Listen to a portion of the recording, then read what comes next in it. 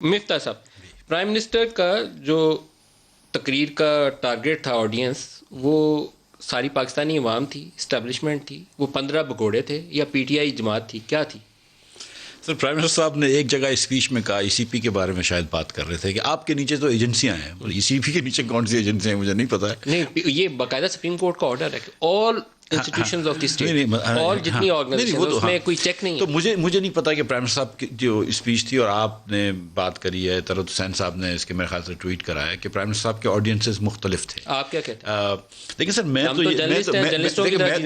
میں یہ کہتا ہوں کہ نوشہرہ کے اندر وہ الیکشن ہار گئے. دیکھیں، اگر نون جو ہے لاہور سے ہارتی ہے یا پیپلز پارٹی لاڑکانہ سے ہارتی ہے تو بڑا لمحہ فکریہ ہے. ہم نے گھر میں جا کے ان کو ہرایا نوشہرہ سے. نوشہرہ سے ہارے، وزیر آباد سے ہارے، کراچی میں ملیر سے ہارے.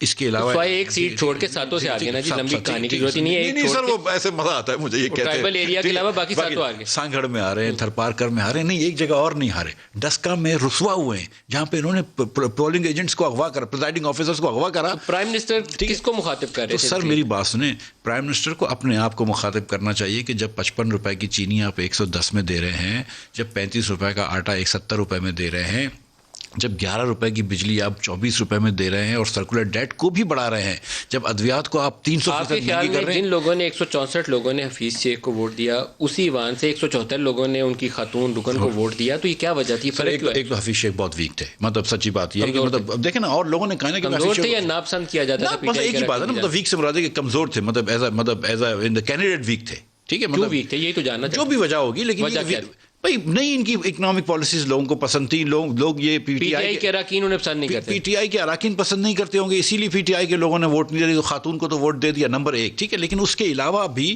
مطلب ایک شو آف فورس الیکشن تھا، اور لوگوں کو یہ بات دکھانی تھی، عمران خان کو، ان کے ایم این ایس کو دکھانی تھی کہ یار آپ عبد القادر کو کوئٹہ سے جا کے ٹکٹ دے دیں. بات ہوتی ہے کہ 70 کروڑ روپے یا 26 کروڑ روپے دیں. جتوئی صاحب نے، لیاقت جتوئی صاحب نے کہا ہے کہ ابرو صاحب نے سندھ گورنر کو پتہ نہیں کوئی 36 کروڑ روپے یا کچھ پیسے دیے، مجھے نہیں پتا، جو بھی ٹھیک ہے. تو ہم اس کو 25 کر دیتے ہیں تاکہ خدا نخواستہ ایگزاجریٹ نہ کرے، ہم نے ڈسکاؤنٹ دی.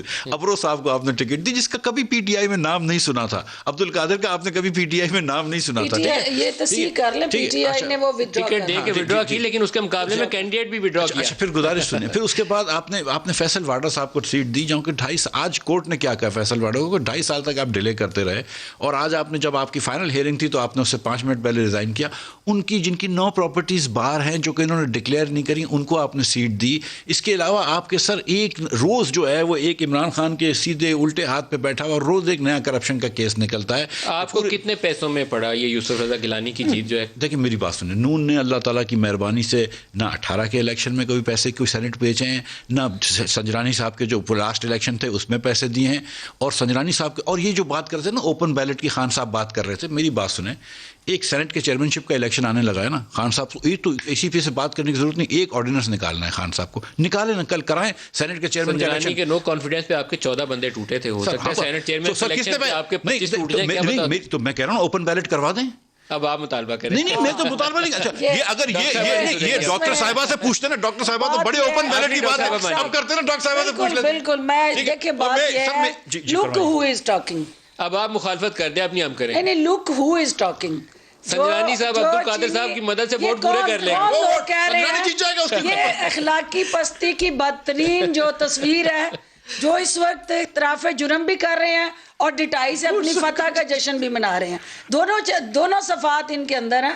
بات یہ ہے کہ اس میں وقت شرجیل صاحب سے پہلے جواب لے لوں، پھر آپ کی طرف صرف ایک بات جو انہوں نے کہی. دیکھیے مفتاح صاحب یا اس وقت غلط کہہ رہے تھے جب اسحاق ڈار کے حوالے سے انہوں نے سٹیٹمنٹ دی، اور انہوں نے یہ کہا کہ مصنوعی طور پہ ڈالر کو فارن ریمیٹنسز پش کر کے روپی کو سٹیبل رکھا گیا اور ڈالر جھونکے گئے، اور جان بوجھ کے وہ جو پالیسی تھی، اکنامک پالیسی، وہ ڈیزاسٹر تھی. یا اس وقت غلط کہہ رہے تھے یا اس وقت غلط کہہ رہے ہیں. دونوں میں سے کسی ایک وقت ان کی سٹیٹمنٹ جھوٹ پہ مبنی ہے.